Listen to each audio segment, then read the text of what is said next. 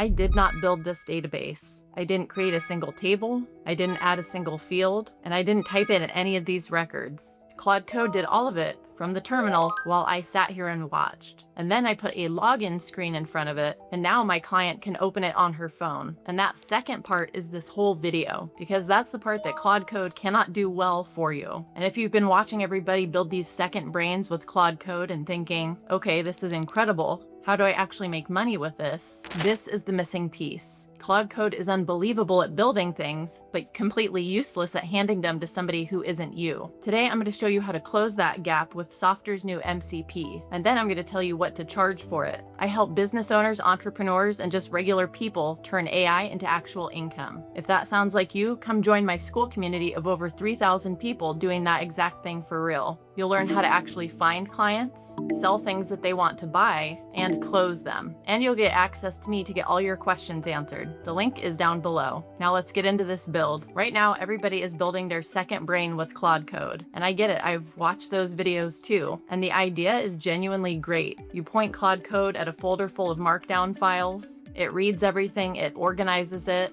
it cross-links it, it keeps it updated every day. And then you ask it a question, and it answers from your own data instead of guessing. It's your own little librarian who never sleeps. And it works. Everything lives on your computer as text files. You own it forever, and no company can ever take it away from you. That's the whole pitch. And the pitch is correct. But watch what happens the second that money enters the room. You do that same trick for a client. You point Claude Code at their mess, it parses it, and it structures it, and it builds them something that's genuinely better than what they had. And then they say, great, how do I look at it? And your answer is, well, you open the terminal, and they go, the what? So the data's on your laptop. There's no login screen. There's no place for their office manager to go. And there's no way that their bookkeeper is gonna see one thing and not another thing, which means that the thing you built is a screen recording, and screen recordings don't pay retainers. Claude Code is the best builder that I've ever used, but it does not do front doors well. And that's not a knock on it, it's just honestly not what it's best at. So Softr shipped an MCP server, and I want to explain what that actually means in plain English before we touch it. MCP is just the plug that lets an AI tool reach into a real service and do things. So Softr MCP means Claude Code can go into a Softr database, query the data, create records, and manage the schema itself. And it works from Claude, from ChatGPT, from Cursor, from any MCP client. They also shipped API token configurations and an OAuth flow alongside it, so you control exactly what the connection is allowed to touch. Just think about what that unlocks. Claude Code doesn't just get to read a database anymore. Softr builds the body first in about 90 seconds. Then Claude Code moves the brain in, and your client only ever sees the body. So step one is not the terminal. Step one is Softr, and I want you to watch how fast this part goes. The prompt, a client portal with the team on one side and the client's own customers on the other. The clarifying questions it comes back with, answered live. Auth settings, email and password, no self sign-up. Admin versus user permissions. Theme, then create pages populating in real time. And this is the part I always stop on, because it's the part that nobody appreciates until they've been burned. Look at the pages that it built that I never asked for. Login, account settings, link expired, permission denied, page not found, all the boring stuff that you don't think about right up until about 9 p.m. when a client emails you because they clicked something and then got a white screen. Now here's the thing, when Softr generates an app, it also generates the database underneath it. Tables, fields, relationships, and a bunch of sample data so the pages aren't just empty, which is great for a demo, but completely useless for a real client, because a real client's data doesn't look like sample data. It looks like this. This is what a business actually gives you. Nobody ever hands you clean data. They hand you a folder and they say, it's all in there somewhere. The old way, I'd sit there and try to reverse engineer that pile myself, reshape the tables by hand, and key in records one at a time, and that's hours, and it's boring. And it's the exact work where I get tired and then fat finger something. So instead, we're gonna hand Softr's skeleton database to Claude Code and let it do the surgery. But first, I'm going to generate my API token. So I'm gonna come in here to my Softr dashboard, come down here to API tokens. You can also access it through settings, and then API tokens. Okay, I'm going to click create. I'm just going to name this one demo 2 and leave it for 1 year. Okay, and then I'm going to give it full access to applications and forms, to databases, and to workflows because it's going to need access to all of those for the purposes of what we're building. And then I'm going to click continue. Okay, so now I've copied my token. Okay, and now I'm going to open Claude Code and point it to my Wagging Tails client folder within my demo folder. Okay, so now the Softr MCP has been added. And so it's telling me that I need to restart. So I'm going to go ahead and restart Claude Code. And now Claude has confirmed that I am connected to the Softr MCP. And that's it. That's the setup. So now Claude Code has hands. Here's a folder of real client data. Read everything in it. Then look at the existing Softr database for this app. Fix the schema so it actually fits this data. Clear out the sample records and load the real records in. And right now it's doing something important. So the MCP server doesn't have a delete records tool, but the API does. And so right now, Claude Code is calling the API in order to delete records. So that's pretty dope that it's doing that all on its own and you don't have to worry about it. Okay, so the field delete works and now it's cleaning up and recreating the fields correctly.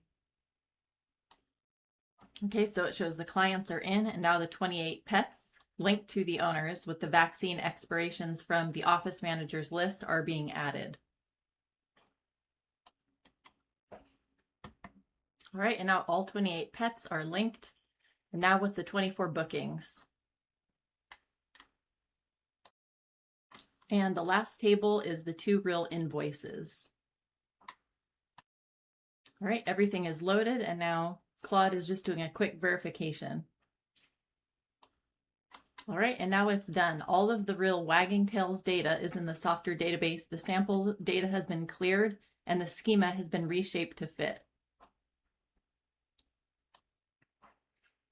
We had some duplicate entries in there just to see if Claude would catch them. And so it merged the duplicates, which is fantastic. So Jen and Jennifer Marsh and Rob and Robert Delgado were each, listed as 2 separate records, but now they've been merged. And I'm going to tell Claude that it's doing good for this session. It's also flagging things that need a human. So Delgado owes $95, Whitfield owes $45. There's a booking for Memorial Day, and then it's marked as confirmed or deposit paid, but that time period has passed and it needs to be closed out. Peanut has all vaccines lapsed, and Priya's phone number is missing its own, and Priya's phone number is missing its area code.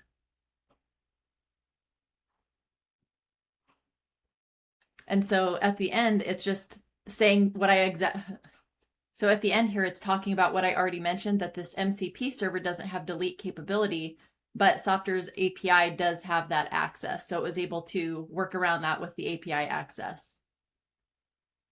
Okay, and now let's come in here to the Wagging Tails client portal. And we're going to look at the database that Claude just cleaned up and added the real data to. All right, so we see all these customers in here. We see their pets, bookings, their phone numbers, emergency contacts, all of the information that we got from that messy client folder. So I can look at users, I can look at pets. It tells the owner everything is cross-referenced. So this is relational, meaning like the owner is linked to the pet, but the pet is also linked to the owner right here. Similarly, the bookings are also linked to the owner, which are also linked to the pet. So everything is interconnected. And then lastly, I have the 2 invoices that are here that are due. And again, those are connected to the owner and the pet as well. So all of the sample data was cleared out of here, again, happening through the Softr API, since the MCP doesn't have a direct tool to delete records. And then everything was cleaned up. All this schema was created without me having to touch it. And that's literally everything, from the office manager's notes to the date of the last visit, any invoices that are due. All of that was put together, including the relational database structure, without me having to touch it or even look at it. And all of that happened in maybe 7 to 10 minutes of me just sitting here watching Claude work. I didn't have to interfere or intercept anything. It was able to figure it out completely on its own. And that right there is Claude Code doing the thing that it's genuinely best at, which is reading a mess and making sense of it. Softr just gave it somewhere useful to put the answer, and gave my client somewhere to log in and see it. So before I hand this to anybody, I can log in as every type of user and see exactly what they would see. I have 100% certainty what this is going to look like in production and how it behaves in production. And I didn't have to set up a single fake test account to get there. And now I'm going to set up a workflow. I'm going to trigger it on a record meets conditions. The action is to send an email, which I'm just going to send a test email right now. The fields are mapped. The test is successful, and hit publish. And that test step is the thing that I want you to remember, because that's the thing that stops you from accidentally emailing the client when you're doing these tests. Now here's where it gets fun, and this is the bit that I want you to sit with. The database isn't just frozen now. Claude Code still has its hands in it. So when the client comes back in a month and says, hey, can we track one more thing? I don't have to go back in and click through the schema editor. I go back to Claude Code and say, hey, add this. And it adds the field, it backfills it, and the portal updates, and the client logs in, and it's just there. Hey, the client has asked to be able to track their annual membership, which they just launched. The membership is 1 year long and can either be $199 or $499, depending on how many pets they have. Can you please update the schema in the database to reflect this so that the users can go in and make these updates manually whenever someone upgrades? Okay, and so now I'm letting Claude know to add it for me. Okay, so Claude added the under the users table, the membership tier, the start date, and the renewal date. And so now we'll see the membership tier, start date, and renewal date all over here under the users tab.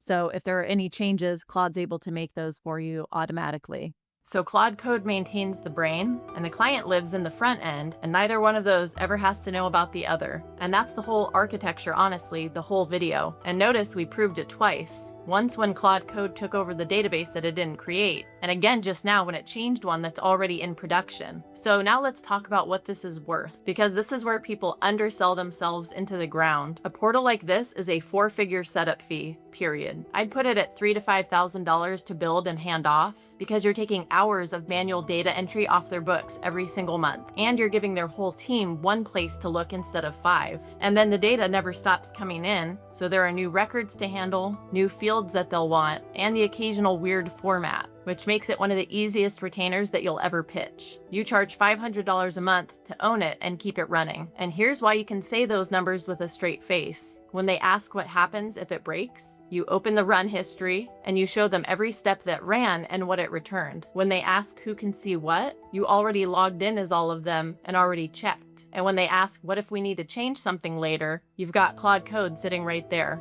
That's what they're paying for. The build was the easy part. So look, if you take one thing from this video, take this. Everybody chasing Claude Code right now is building something incredible for an audience of one, which is themselves. And that's fine, and I've got my own version of it and I love it. But the second you want somebody to pay you for it, that thing needs a front door, and it needs permissions, and it still needs to be standing in 6 months when you're busy with the next client. Claude Code plus a Softr database gets you just that. And it's not some fly-by-night thing that you vibe coded with a tool that you don't really understand that breaks in a week and then damages your reputation. It's a real production system that you can stand behind, and that confidence is worth as much as the build itself. If you want to go try this for yourself, Softr's link is down in the description, and you'll get 200 free credits to connect it to your own Claude Code and build a version of this. Build it once, use it as a demo, and go sell it. And if you want help building systems like this, finding these clients, and actually closing them, come join my school community of over 3,000 members doing that exact thing for real. You'll also get access to me to get all of your questions answered. The link is down below. Thanks for watching, and I will see you in the next video.